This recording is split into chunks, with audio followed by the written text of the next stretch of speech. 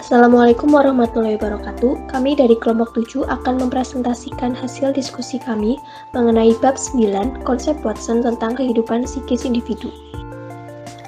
Sebelumnya, perkenalkan anggota kelompok kami. Yang pertama, Putri Asmara Dirgantari, NIM 087, 2. Febriani Nur Islami, NIM 091, 3. Nisa Hanifah, NIM 103, 4. Fajar Kamil Pasha, NIM 115.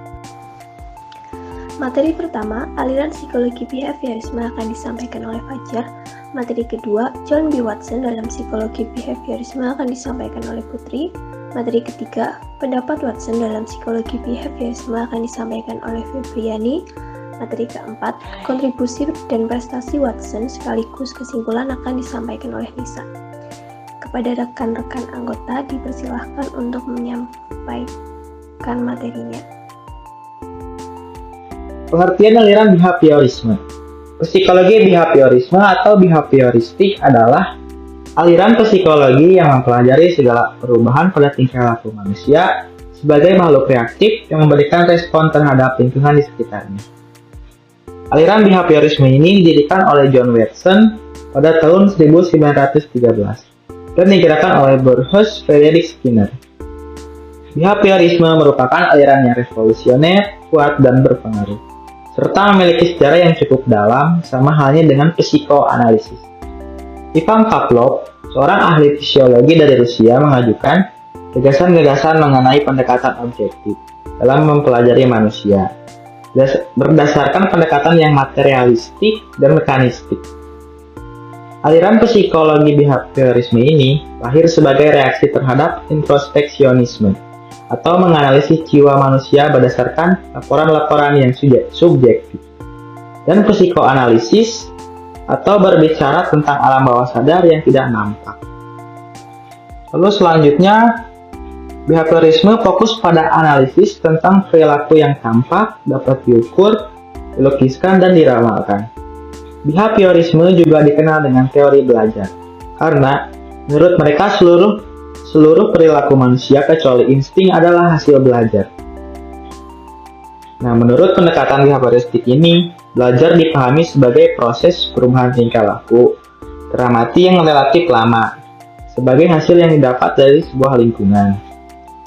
Pendekatan behavioristik ini berkembang melalui eksperimen-eksperimen, baik pada manusia maupun pada hewan. Menurut Kusmintarjo dan Manca.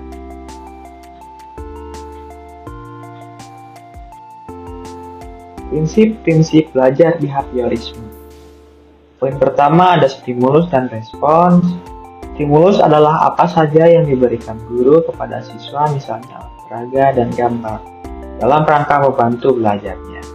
Sedangkan respon adalah reaksi siswa terhadap stimulus yang telah diberikan oleh guru tersebut.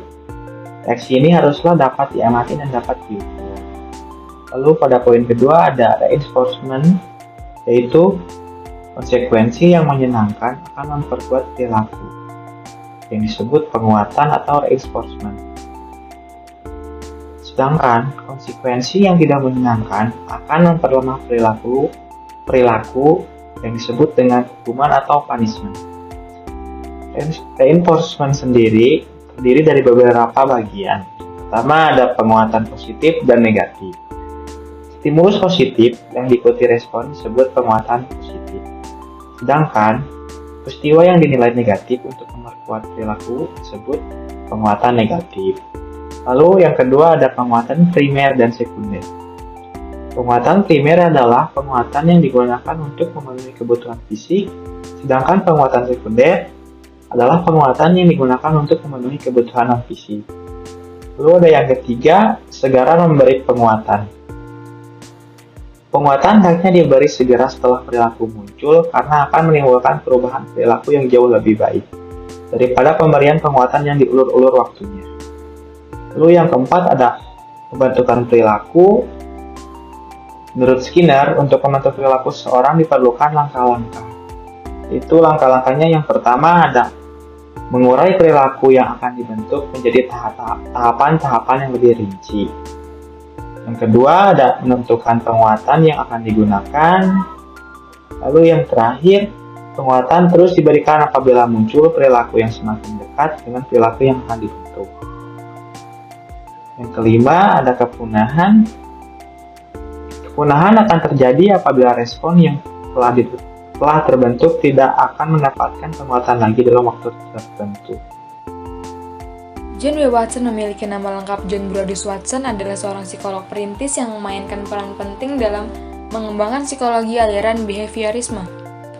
Watson dikenang karena penelitiannya tentang proses pengkondisian dan eksperimennya yang berjudul Little Albert, di mana ia mendemonstrasikan bahwa seorang anak dapat dikondisikan untuk takut pada stimulus yang sebelumnya netral.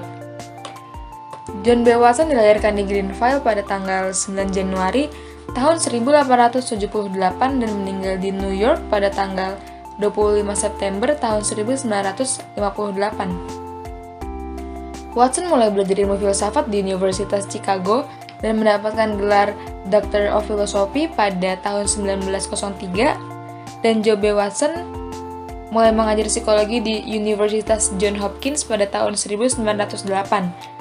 Pada tahun 1913, Watson memberikan salah satu gagasan pemikirannya pada saat mengajar di Universitas Columbia yang berjudul Psikologi sebagai Pandangan Behavioris. Menurut Watson, psikologi harus menjadi ilmu tentang perilaku yang dapat diamati. Psikologi menurut pandangan behavioris adalah cabang eksperimental murni dari ilmu alam. Tujuan teoretisnya adalah prediksi dan kontrol perilaku. Introspeksi tidak membentuk bagian penting dari metodenya, dan juga ilmiah dari datanya tidak bergantung pada kesiapan dengan yang mereka gunakan untuk interpretasi dalam kerangka kesadarannya. Selanjutnya, pendapat John B. Watson dalam aliran psikologi behaviorisme. John B. Watson adalah pendiri behaviorisme di Amerika Serikat. Karyanya yang paling penting adalah Psychology as the Behaviorist Views It tahun 1913.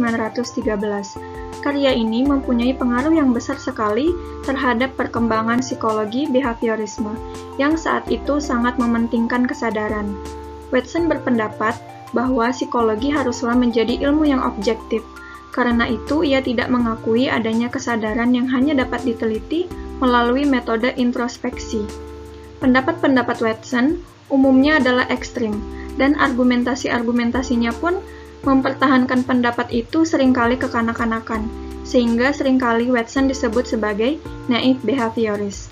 Kenaifannya nampak misalnya pada pendapatnya bahwa psikologi harus dipelajari seperti orang mempelajari ilmu pasti atau ilmu alam. Selain karyanya itu, Watson juga melakukan beberapa eksperimen yang menggunakan metode conditioning. Eksperimennya yang paling terkenal yaitu yang berjudul Little Albert. Pada tahun 1921, Watson melakukan sebuah eksperimen Little Albert. Objek penelitian ini adalah seorang bayi berumur 9 bulan bernama Albert. Percobaan ini dilakukan menggunakan metode pengkondisian klasik untuk memprogram bayi takut pada tikus lab, dan membuktikan pendapat Pavlov apabila ketakutan tidak hanya muncul karena pengaruh genetika. Untuk melakukan percobaannya, Watson dan asistennya Rosalie Rayner meletakkan Albert di sebuah ruangan di mana tikus putih bebas berkeliaran terlebih dahulu. Pada awalnya, Albert tidak menunjukkan rasa takut sama sekali. Setelah asisten memukul sebatang baja dengan palu saat Albert mencoba memegang tikus itu, Albert mulai menangis dan menjauhi tikus tersebut. Bahkan saat tidak ada bunyi keras, Albert pun tetap saja takut. Beberapa minggu kemudian, Albert menunjukkan ketidaksukaannya pada benda berbulu lainnya, bahkan sebuah boneka sekalipun.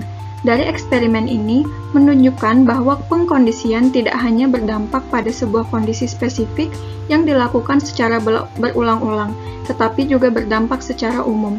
Watson berasumsi bahwa perilaku kita adalah refleks yang ditimbulkan oleh stimulus atau konsekuensi dari riwayat individu dari paparan sebelumnya terhadap penguatan dan hukuman dengan keadaan rangsangan dan motivasi kita saat ini.